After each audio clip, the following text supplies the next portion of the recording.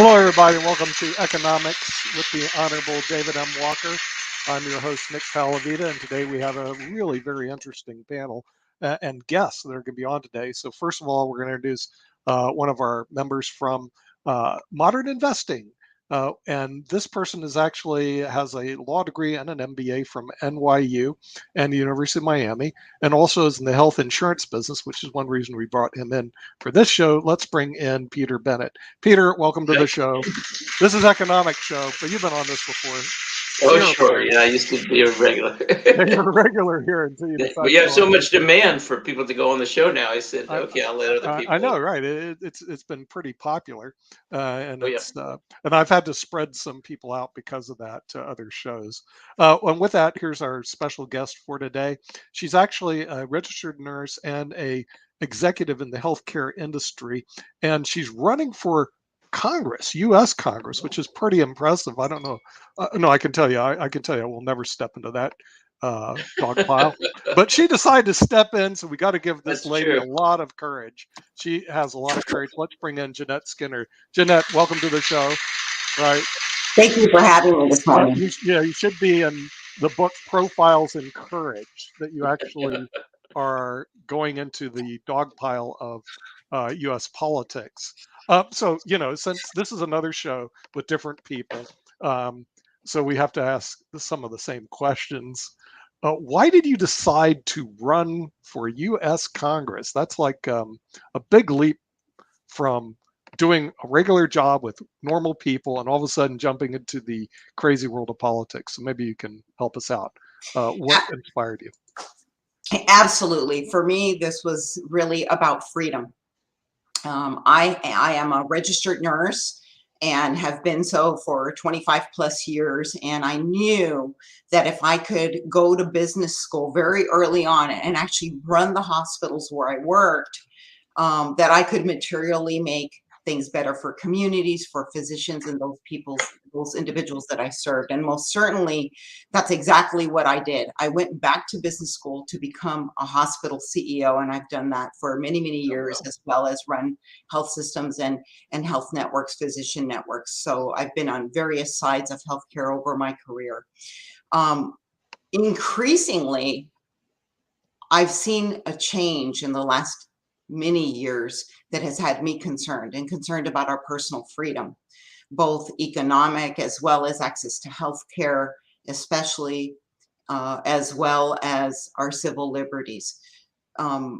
Many of my colleagues and my peers would reach out to me and say, Jeannette, what can we do, especially as the pandemic started to hit? What should we do? What are the right steps to take to secure our future and have a sustainable healthcare system? Physicians, health industry experts, etc. And this back office dialogue led me to realize that once again, I could step up and offer to serve in a way that would allow me to bring 25 plus years of experience to the table, both as a producer of healthcare, certainly running health systems, but also as a utilizer of healthcare enduring the economics of labor shortages, staffing, supply chain, etc., I would have a very unique perspectives, because hospitals and health systems are producers as well as utilizers, and we understand the different levers and impacts that happen. So in the fall, I did decide to run for Congress and to try to make a real difference for humanity, really. What state is this, Jeanette? Mhm. What state are you running in? I'm running in the state of Florida, and I'm running in a Florida. district for a House seat that is north of Tampa into the Villages area and over to the coast. Now, Florida is undergoing some interesting redistricting endeavors right now. There's been several maps and several heavily litigated lines that are being drawn. But in general, my area is going to be an area to be determined north of Tampa. Oh, nice, nice. Yeah, there's a lot of changes going on demographically in Florida too. A lot of Northerners coming down, but but I think, are you running on the Democratic or the Republican side, by the way? I am a Republican candidate. That's what I guessed. Yeah, I figured that, but I didn't want to assume that. So, I was going to say a lot of possible, maybe bluer people are coming down to Florida, but on the other side, there's been a huge shift in the Hispanic community now, even in Texas now and in other states where they're going, wait a minute, it's not, Democrats aren't necessarily my party, and they're allowing an endless flow amount of immigrants into the country, which is hurting a lot of middle class and lower class people a lot. It's, I mean, I'm not against immigration, but it's crazy to just allow people in without vetting or anything. And I think more, and also Hispanics have traditional values a lot. So I think the Democratic Party, like, let's let every Hispanic in we can get because it'll help us. But I don't think it's going to work that way. Yeah. In the long run. Jeannette, since your expertise is in healthcare, how do you handle some of these other issues which look like they're going to be hitting the national? Yeah. Because I'm sure if you get into healthcare, you're going in your winning suit. It's like playing bridge, and I got a lot of hearts here. I'm going to pull my hearts out. But how do you handle these other issues like the war in Ukraine, which might be a bigger issue coming in 2022? What are your thoughts on that? Or have you even established a policy relating to Ukraine?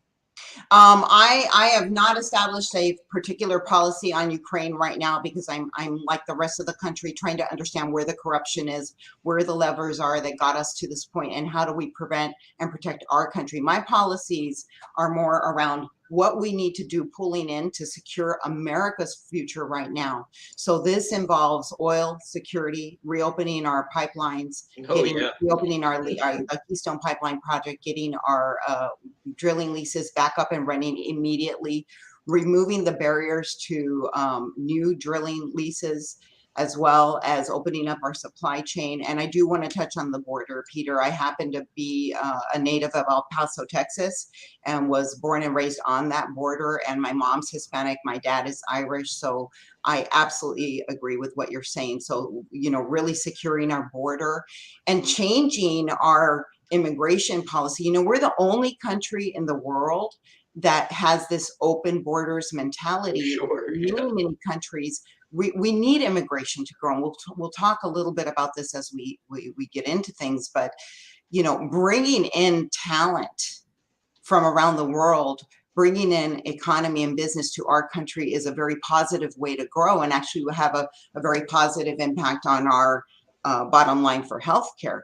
However, open borders and increasing welfare rolls is not the way to go. That creates an expense on the balance sheet versus a revenue generating. Yeah, you know what? You mentioned the oil, and it's funny.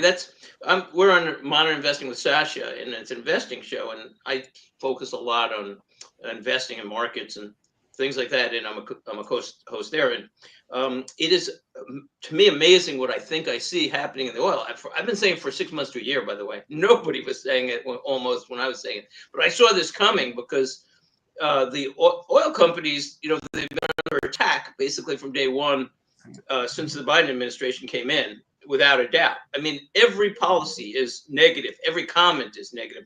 They haven't even conferenced with the energy people yet. I mean, you think, let's at least get together and talk about what could be done, even if you're concerned. But it seems like either they're in the left wing, progressives' hands, or the other side is they just want it to go up a lot. And you know what? If that's what they want, it's that I understand it, but people aren't going to like it. But I mean, CO2 emissions in the world last year were the highest ever.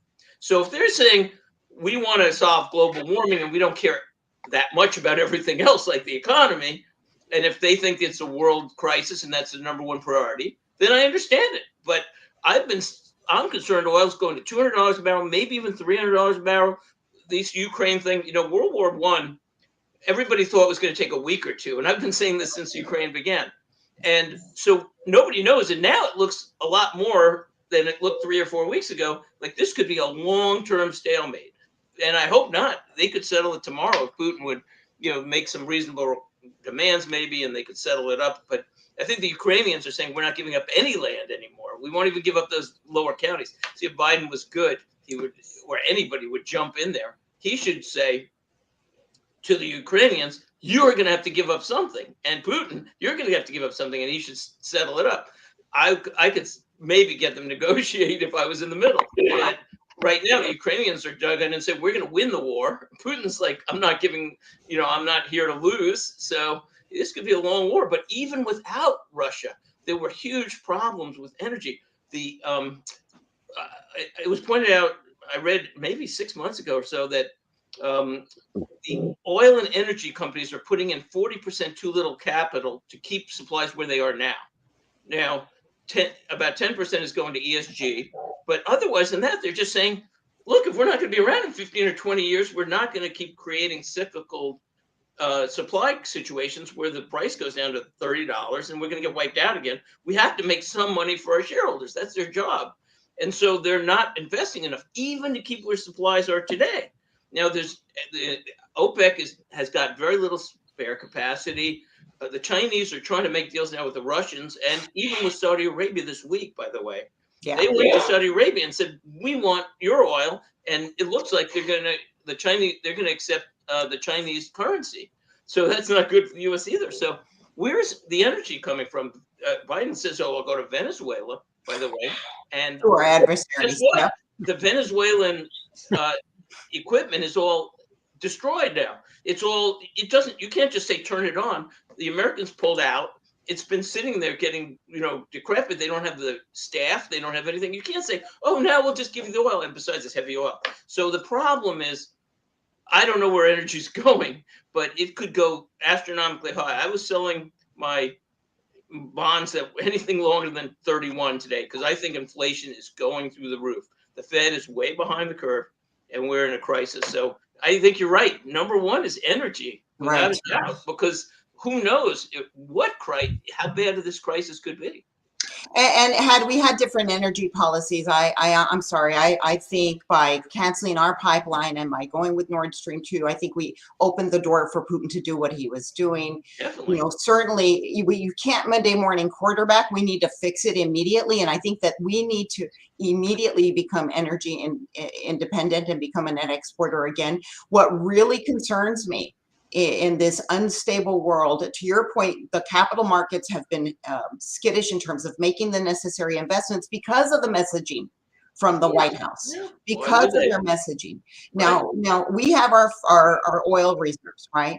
That are our national reserves. And here we are reducing that from 700 million barrels down to 580. Yes, they're using up an emergency fund. Right. And it drives me crazy. It's like, it's not going to stop the price from going up. It just delays it slightly. But he's using up critical things that we may need for a situation of war. It's hot. It's terrible what they're doing on energy. It is, and then the fact of the matter is that with regards to what's going on in the spending down of those emergency reserves, I don't think the general public has an awareness that we're easily burning 14 to 18 million barrels a day. And then to reduce that to 580 million barrels, and then to take away maybe 86, 87 million to pay for a deal is not good math. The math does not work. We need to be oil independent. We need to be able to produce oil through our own land leases. And to your point, the messaging is impacting the markets and their ability to invest in the The necessary. messaging and what he's done. You know, you Correct. mentioned the pipeline. He's closed down Alaska. You know, some projects in Alaska. Every day it's something else. They're not even making an effort again. If the goal is to but the problem with carbon reduction is you're just shipping this stuff out, the productions out to China and other countries anyway. China is creating 1/3 right now of all the pollution, carbon pollution in the world.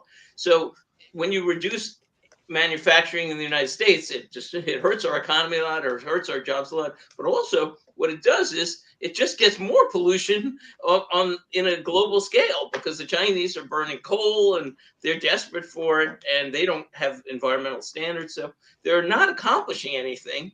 And then also, natural gas is a big solution, which is obvious, but they close down pipelines. They don't care really about it. I mean, Boston was burning coal and oil recently because they didn't have the natural gas. Europe was paying 20 times the price on some of these things, and burning coal too. It's like, you got to heat your home, and there's no reality. You know, I don't disagree with the goal possibly of reducing carbon, but you have to let industry do that partly. And, and they are working on technologies for that, like carbon sequestration. So maybe you encourage that, but there's not even a dialogue going on. So where does this stop? I don't know where the energy prices stop. By the time you're elected, it may be, I hope you'll be, elected.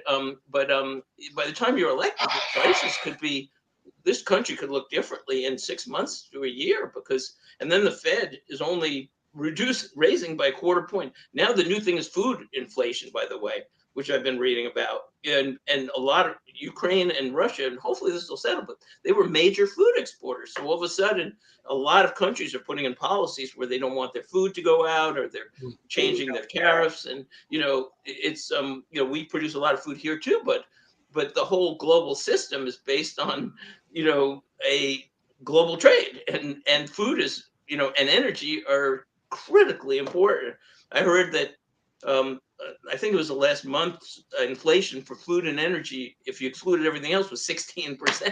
Correct. Like, how are people gonna, most people cannot handle that. And so then the whole economy probably is not going to be happy. The Fed has got to raise rates. It's an insane situation. It is. And, I think when we talk about freedom and why I decided to run, I mean, we're talking about our national security is at risk with our current oil and gas policies. Yeah. Certainly our ability to defend ourselves, but, sustain any type of attack, whether it's a cyber attack, et cetera. If we can't produce our own food, if we can't fuel our economy and our nation, if we can't turn the lights on, I say we're 3 days from anarchy. It takes 3 or 4 days. And you've seen this with natural disasters where lights are out, people are desperate, they can't feed their kids, before it creates a level of chaos in our country. And to your point, we've become far too dependent on foreign resources for food. We're not able to even grow locally in the United States what we once were, just because of the cost of fertilizers, the impact of supply chain, the impact of oil. And then our drugs are not even manufactured here. We buy far too many of our drugs from, other countries, some of them that maybe aren't on our side 100%. So I think it's time. Absolutely. It's time. We have to be less dependent on China, particularly. That goal is basically to surpass us at least, or maybe even, conquer the world, one or the other. Either way, it's not going to be good for the United States. And so why would we, depend on them for so much that we, rely on every day? Just switching gears a little bit, Jeannette, and the thing is, this is an issue that we bring up almost all the time on Economics Monday. Medicare becoming insolvent in 2026, I know. Which also the people in the villages, I think, will find this interesting. So I did some more research on, went to the Center of Budget and Public Policy, and here was their statement. Don't worry, it's not going to go broke in 2026. We just aren't going to be able to pay our bills. Exactly. And I'm going like, wait. Talk about a spin. I'm going like, wait a minute. Okay, we just can't pay the bills. What's the difference if you can't pay the bills or you're broke? And then your friend Joe Biden is promising 1.5 trillion in more social spending. Why aren't the people in Congress addressing this, which they've already promised, rather than promise more giveaways, which they can't support? In other words, tell me why, show me an order to show cause why, counselor, that Medicare, who's going broke, we're going to ignore. Instead, we're going to spend $60 billion on this family leave. We're going to do another $60 billion on Yeah. climate change. We're give money away here or there, and this thing's broke. Well, and you know what the thing is it's not going to be, to clarify what you're saying. I mean, first, there's a few points about this. I'm the one who originally brought it up, a year ago on the show, and it's been like took off after that. But the thing is, first of all, they're not going to not pay for medical bills, but where's the money coming from is the question. Up to this point, the federal government has been taking the money that was supposed to be saved for that and spending it. So now what happens when it goes into deficit in 2026 is they're going to have to refill that money. I have heard the unfunded liabilities. Some people argue about this, but the unfunded liabilities, if you use GAAP accounting, could be 100 to 200 trillion. And everybody's worrying about the 30 trillion deficit or 1 or 2 trillion here or there. No, but that's hitting in the next 10, 20 years.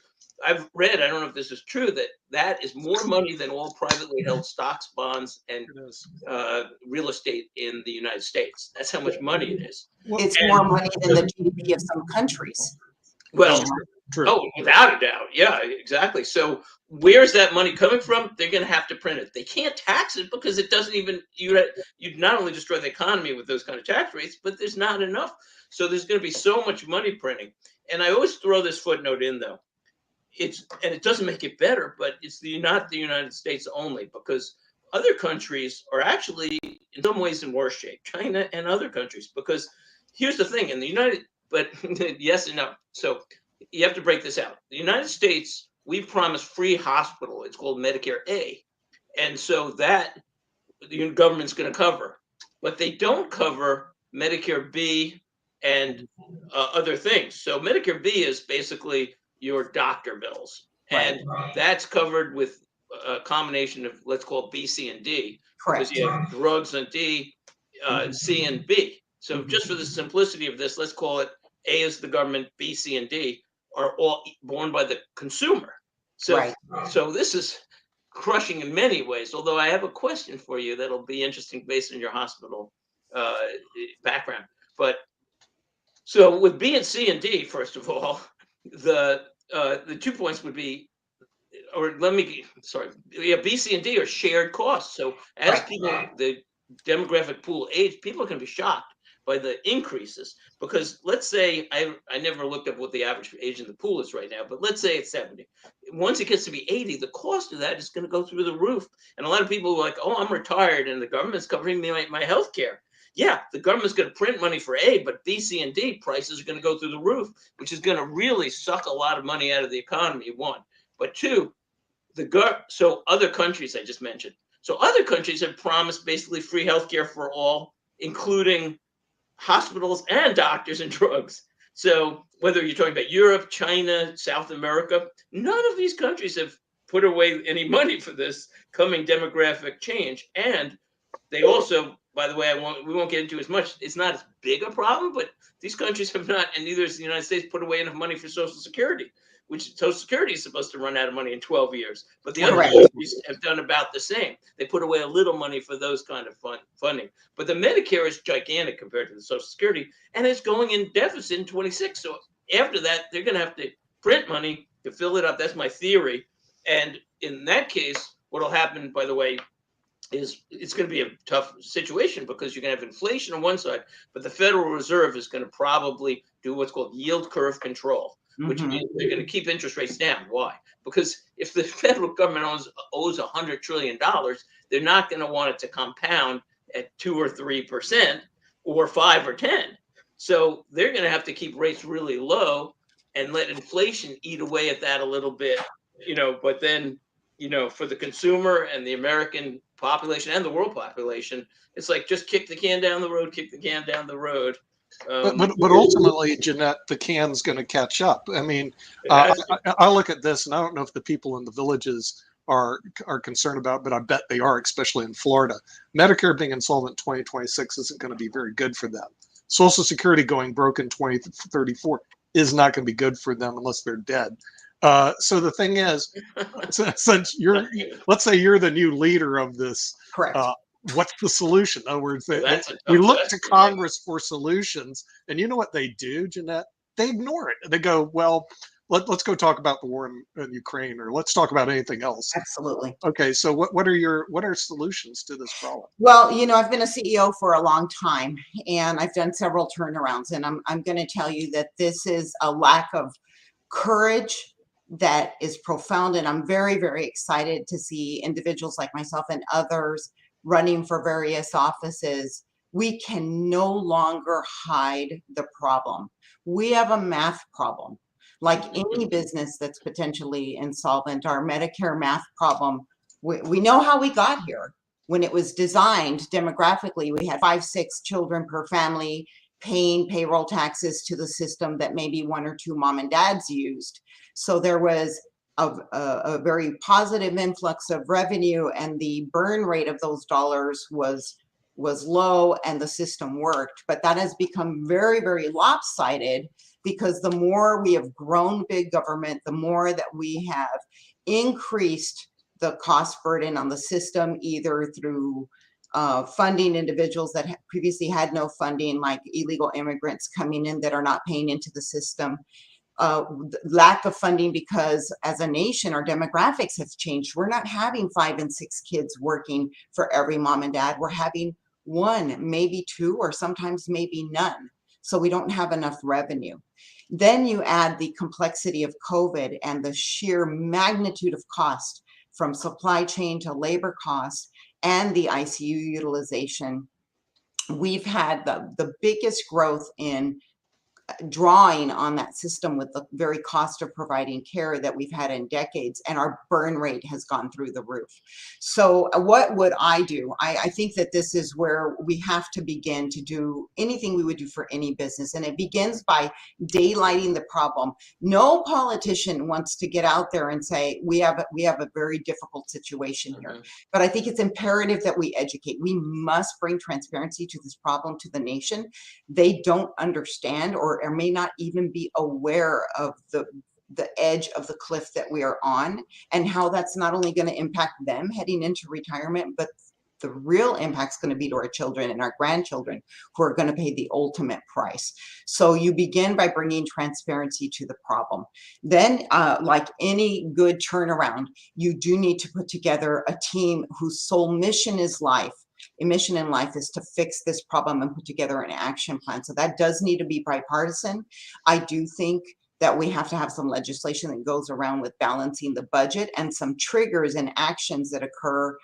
Should there be a trigger that causes an unanticipated event, such as a pandemic, a war, a national disaster, we have to have some way to come back to the table and be flexible around those situations with regards to our action plan.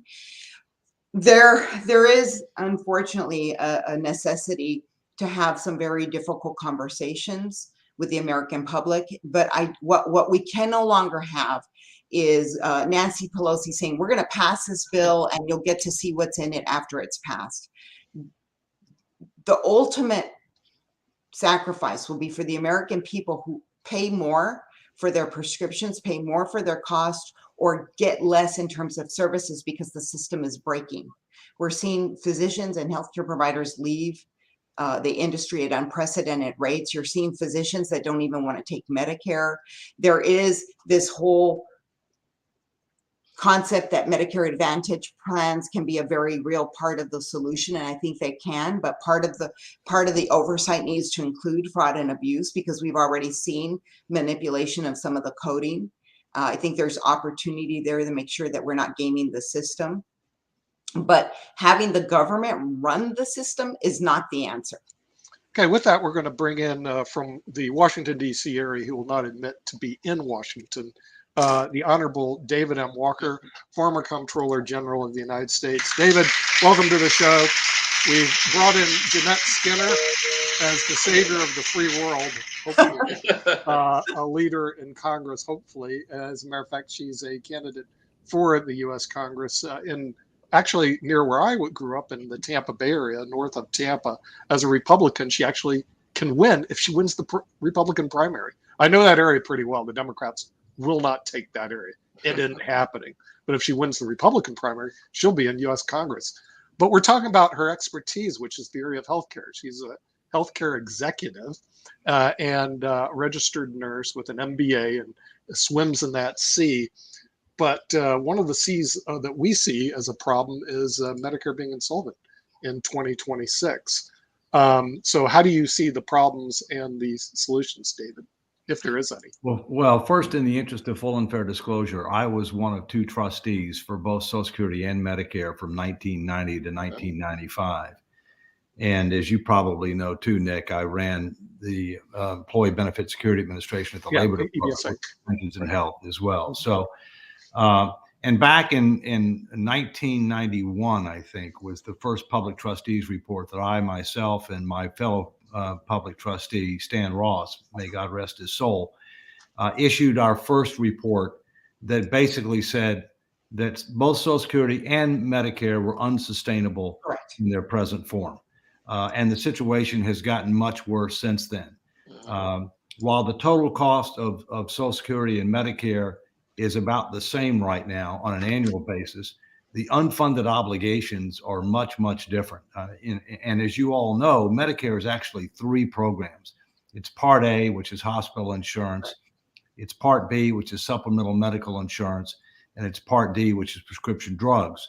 And as was mentioned earlier, there is something called Part C, which is Medicare Advantage, which is another option for bundling all of these, if you will. But basically, the three programs that have so-called trust funds, and I put those in quotes because you can't trust them and they're not funded.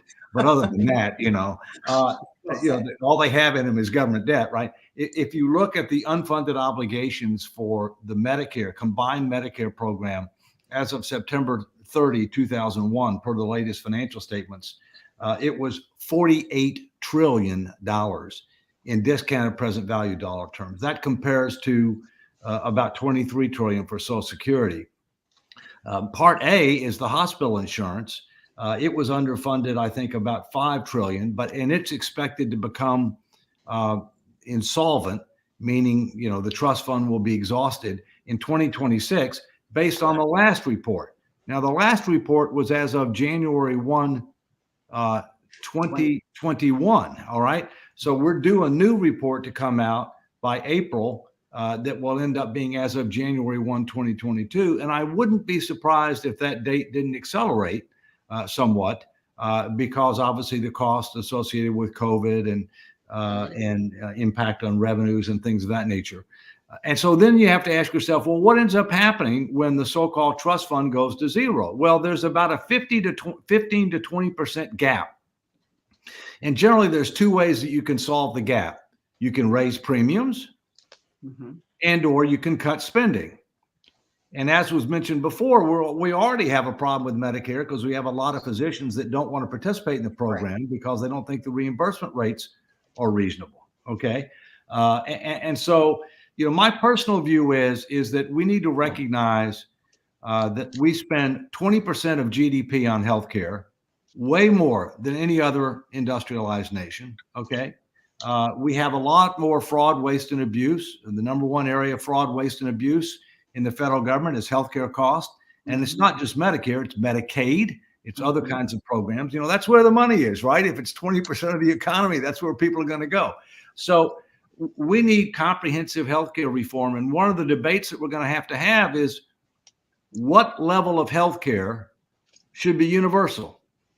I do believe in some level of universal healthcare. I agree with the prior comment that you don't want government running this. By that, I mean, you don't want government run hospitals and things of that nature. My God, the government hasn't done a very good job of running most things. The last thing you want to do is put them in charge of 20% of the economy. Agreed.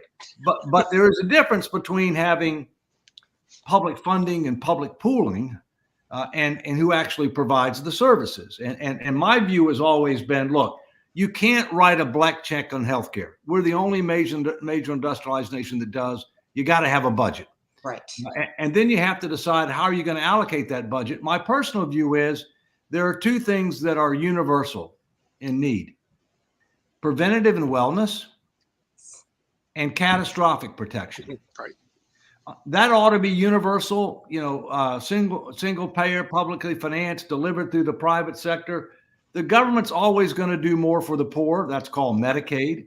It's always going to do more for veterans. That's called the Veterans Administration. But we have to separate between unlimited wants and practical societal needs and what's affordable and what's sustainable over time. Last thing I'll say on this is we're funding most of the world's R&D on prescription drugs. Thank you. That's true. I mean, the only agency in the federal government that can negotiate prices for prescription drugs is the Veterans Administration. Nobody else can negotiate prices. And since most other countries, and I'm not advocating price controls, but since most other countries have price controls, the result of that is we end up disproportionately funding R&D for the world with regard to prescription drugs. And that's got to change. There's got to be some burden You know what, sharing. David, I think it will change. Here's my theory. Sure. This is why I don't invest in drug companies. Sure.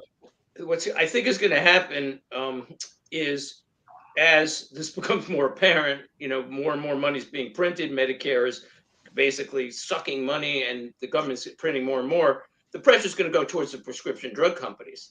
And what they're going to say, we're going to control your prices because we need to help control cost. Now, that's not going to do a lot for the system, but let me rephrase. It'll help a bit. So when they do that, the drug companies are going to say, okay, we're going to cut back on R&D. That's right. So what's going to happen is good and bad. Maybe it's just as well, but the development of new drugs is going to turn into a crawl. And that's, I think, inevitable. I have a question for you, Sure. Jeannette. I want to get out there because the show is moving along. So one of the few things, the only things I can think of that might really cut costs is robotics. And the advances in robotics are gigantic. I mean, it's unbelievable now. Machines can go into an Amazon warehouse, pick up a box, move it off the shelf, and bring it in. There's a restaurant in Fort Lauderdale that I talk about a lot. And you go into the restaurant and a robot greets you and sits you. Another robot comes and takes your order, and a third robot brings your food. And robots are becoming so human, basically, that they're putting different faces on them because they're, inhuman faces because they're concerned that people are going to get more and more confused. So I mean, there's opportunity for a lot of savings through robotics, I would think. But what do you think about that? Well, I'm just going to go higher level, and I'm going to say we have a math problem. Robotics, certainly, I think innovation can help, but there's a cost to that. So I will get to that. But if you can follow my thread, we don't have enough people employed contributing to the payroll tax that generates the revenue. We have far too many people that are not working because of this administration's policies. Mm-hmm. We've got a cost and burn rate that's incredible with all of the inefficiencies of supply chain, the impact on labor. We've got a reimbursement schema problem. To your point, we're losing providers and physicians because of the current reimbursement schema. We have not invested in primary care or wellness. Even at a very early age, we've reduced the number of phys ed classes. We're not investing in wellness and primary care at the level that we need to be. And then you compound this by the sheer number of individuals that are drawing off of welfare, et cetera. We've escalated the timeline with these policies over the last 2 years that our system will be insolvent. So we need to, number one, identify the problem and call it out. We have to have a team look at this and put an action plan. That action plan is going to have to look at revenue and expenses. And the only thing I would differ is with drug costs. David, you can't negotiate with a sole provider. Okay. We have a very good patent program in this country, but what we can't do is continue to pay competitors to not come out with a competing drug that could lower the cost once that patent runs out. So I think we have to get really into the minutia and open the books and understand where are the opportunities to bring costs down. Otherwise, you're going to end up with rationing. If you've got, I'll give you one. I'm not going to let somebody in. The price is never going to go down. I'll give you one. To my knowledge, we're the only major industrialized nation that allows for advertising of prescription drugs. There's a huge amount of money. In fact, they're either number one or number two. The drug industry is either number one or number two in advertising. Now, the media companies aren't going to like that, but that's just driving consumption. All right. And coming back to something you said, look, it's in our broad-based societal interest to make sure that we have universal preventative and wellness. A single pool, individual employers don't necessarily gain the benefit of that because of turnover. And as you mentioned, there's a lot of people that ought to be working now that aren't working now because government welfare programs are so generous, okay, at the present point in time. It's way more than a safety net program right now, which is something we have to look at. So, and the last thing I'll say on this, and then we can go to another topic is there's a new 4-letter word with regard to federal fiscal policy, whether it deal overview or healthcare, and it's called math. That's what I think. I like you. It's very, very basic. The math doesn't come close to working. You can't spend what you don't have. We have to stop the train. We have to have a plan to fix this. We need to bring transparency to the problem. We need to stop selling this notion that you don't have to work. You can sit on welfare and it's all going to be okay. The money is not there. And I believe that by having a free market approach and letting the states and actually private industry at this, we can get innovation and excellence. We do not have to have the government control this. Government overhead is a expense on the balance sheet. It is not revenue, bottom line. Well, I think we also have to recognize that there's 3 programs here we're talking about, right? I mean, Part A is hospital insurance. It's funded with a payroll tax, 2.9% of wages, unlimited. All right. By the way, it's just wages. It's not income. It's just wages, which is a different issue. Okay. And then we have Medicare Part B, which is supplemental, and we have D, which is prescription drugs. They're funded with premiums and direct general revenues, and the premiums are income related. Right. For example, the minimum premium for Part B and Part D combined for an individual, if you're not in poverty, not eligible for Medicaid, okay, is about $200 a month. Right. I pay $550 a month. My wife pays $550 a month. That's $1,100 a month, which is not cheap. Because count hospitals. I mean, there is a certain fairness to that, David. No. I'm for income related premiums. I'm just saying, are we getting a good deal or not? Well, you are in a sense. Let me explain why. Because if you look at the cost of for a 64-year-old on health insurance, and this is incredible, I think. So if you look at now, of course, with Obamacare, the cost has gone through the sun. I mean, now, not for everybody, because some people get subsidies, but without a subsidy, the underlying cost is unbelievable. So, but if you're talking about a 64-year-old, a single person, you might be paying $1,300 a month for a $7,000 or $8,000 deductible.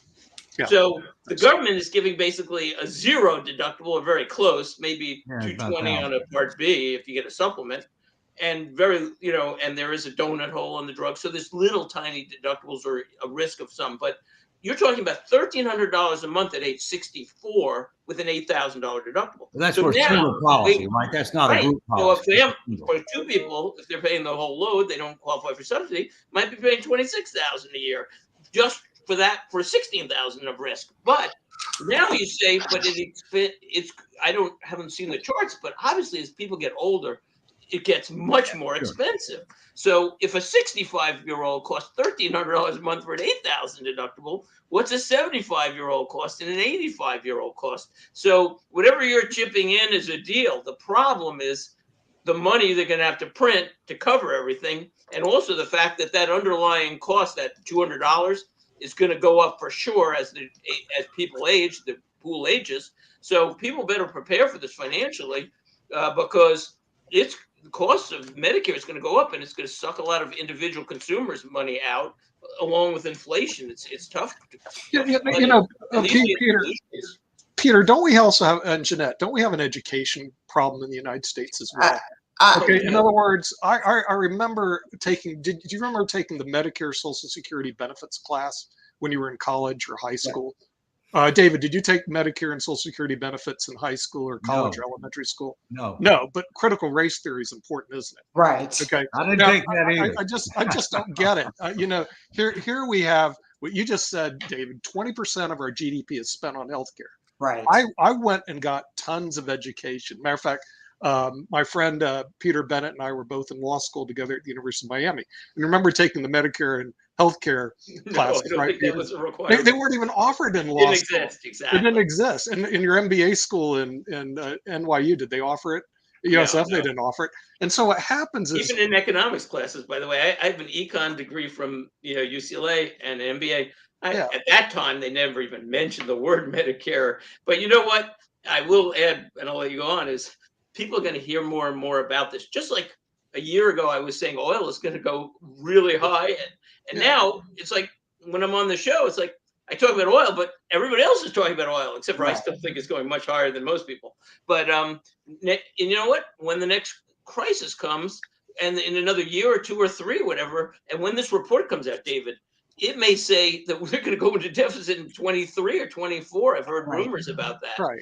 It's like, okay, now it's 2 years off. At some point, people are going to wake up and say, this is an immediate and gigantic problem, and nobody's been addressing it for 30 years. And the media doesn't address it either, David. In other words, I have 265 people watching media all the time for the network, and I say, show me when they're going to show Medicare being insolvent in 2026 as a media issue. It never shows up. It's like, it's not an issue. So when's it going to be an issue? In 2026? I don't know. We've got this confluence of events that is going to force the issue of education and transparency. And this is what I've said. Here's where the rubber hits the road. Okay. Your providers, whether it be hospitals, doctors, nursing home, home health, are going to be on the business end of bad debt when patients can't pay their increased premium. Right. Yeah.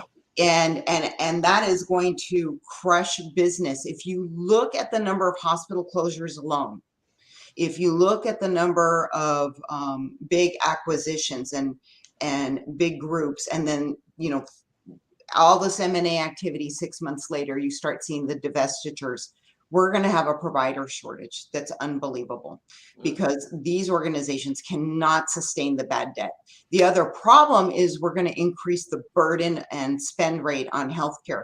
I can tell you as a nurse, I've seen patients that I've personally cared for, and I've seen them in my hospitals and health systems that have become medically complex because they've had to choose between the food that they eat or the medications that they can or cannot buy.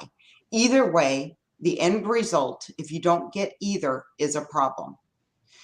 So, you're not going to be able to pay continually for complex care that could have been handled on the front end if we had a more reasonable system. We've got to increase our providers. We have to change our GME so that we can get more docs, more providers into the rural communities, which will keep prices down. We have to open up state lines for licensure and compete with insurance across state lines, because cost, quality, and value with consumers will improve things. To your point, we've got to make investments in primary care and have some way to share in that premium based on a sliding scale with your income. But here's the problem, and I'll go, Peter, I want to daylight this for you. We gave that, 5.6% cost of living increase? Mm-hmm. Well, that's great for our seniors. Do you know what that did? That bumped people that were at the lowest income level, our most fragile, precious seniors, and pushed them up a couple of levels in January of this year to now their drug subsidy went from a $4 copay to hundreds dollars overnight, because we didn't understand the different levels operationally that we were pulling, and this is why we don't want government controlling everything. What about the AMA, Jeannette? Actually, the AMA, are they keeping the supply of doctors too low? I don't believe that the AMA is. It is difficult to go to medical school here. It is very expensive. and how we do our GME, it adds complexity. You know, the AMA is sounding alarms. They just did a report, I think last week, based on the MedPAC report, that talks about their fee schedules have dropped. They've taken a hit almost 20% between 2001 and 2021. Just because of the fee schedule changes that have not kept up. More and more, you know. But I meant in terms of the schools. In other words, they say, I mean, just examples. They say, one, they limit, you know, the schools, they limit this, and then the schools themselves limit the size.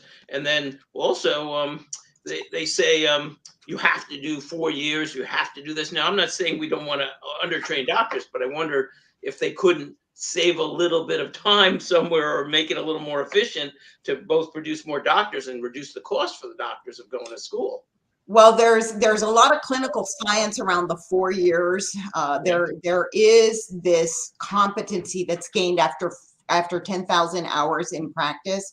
I think the opportunity is on the front end, and the programs that we're seeing where you're coming out with your associate's degree right out of high school, those are the types of programs I think that are going to escalate and shorten the time frame to become a physician. Mm-hmm. We need to increase the supply of physicians. And by the way, this is good immigration if we can recruit somebody that's going to bring a talent. That's true. Right? You recruit a neurosurgeon. Right. You know, that's great news, but we also need to build our own. We have to invest in our brain trust. We have a education problem, and I said that, David, before you joined, because there's not an awareness of the problem, but we have a different education problem. We have an education problem where we're falling behind as a nation in basic science, technology, math. We're too busy teaching CRT to our kids and teaching them that they are oppressors or oppressed, or trying to keep up with 50 different genders, as opposed to teaching them what they need to do so that they can go into the field of medicine. We can't produce the end product of nurses, doctors, healthcare providers if we don't get a foundational focus on what's going on in our schools and teaching the basics. We are being left behind by other countries that are innovating and are developing wealth, developing a brain trust, when we're not focusing on the right things here in our country, which is educating our children from kindergarten on and preparing them to be able to take these complex courses. And this isn't just medicine, it's engineering, it's math, it's finance. If we're not able to develop and grow our own brain trust because we're so busy teaching CRT and taking away a good math class, because now we're going to talk about the 50 different genders, or now we're going to talk about how you're an oppressor or you're oppressed, that is precious time wasted from nurturing the brains of our children. We're not investing in the arts. We're not teaching the piano classes that is proven to increase their ability with math. We're not getting them out inside to play in PE. We need to really take a serious look at our Department of Education, because that is going to be part of the long-term sustainability solution for healthcare. Part of the sustainability of any business is the ability to staff your business and produce whatever it is that you produce. We have a production problem because we do not have the number of physicians or nurses or clinicians growing in this country, and we're losing the ones that we have. And I think one of the other things that we need to consider as a society is, my personal view is I'm a proponent of mandatory public service in some form. That doesn't necessarily mean the government, okay? It could be as a physician, it could be as an educator, it could be in the not-for-profit sector or whatever else. But one of the things that we need to do is to do more to create the people with the kind of skills and knowledge that we need in order to compete, in order to address some of our societal challenges. And that could mean that the federal government ends up relieving some debt burdens to the extent that people end up doing things that we as a country and our society needs, rather than our current approach where, you can get subsidies to go anywhere for any degree, even though it may not be marketable at all and may not help us with regard to competitive situations. Last thing, you originally talked about branding this leadership and the Medicare crisis. Well, first, let me respectfully say that we don't have leadership in Washington. We have laggardship in Washington. They are a lag indicator, all right? And you can't run a country by committee, and the Congress is a committee. And unfortunately, in this administration and the Obama administration, the Congress tried to run the country. Didn't necessarily work too well, all right, because the president wasn't exerting enough leadership on critical issues. In this area, as well as in Social Security, the only thing that will force legislators to act is when the trust fund goes to zero. Right. And Right. why is that? Because then you got to make tough choices. When in reality, we know we've got a big problem. It grows with the passage of time.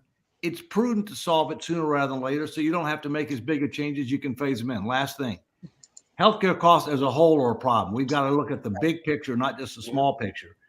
And you talked about, how reimbursements have gone down 20%. I think you said between the physician fee schedules have gone down, and it's not and David, you know this. I'll let you. I know what you're going to say. You finish your thought there. Let me finish my thought. You said that physician fee schedules have gone down. I think you said 2001 to 2021. Okay. Correct. Let's don't get too hung up on the numbers. But, well, guess what? The total net liabilities and unfunded promises for the federal government have gone up 550% since 2000. And the latest number is $110 trillion. Yeah. And everybody worries about the 30 trillion. Of which healthcare is about half.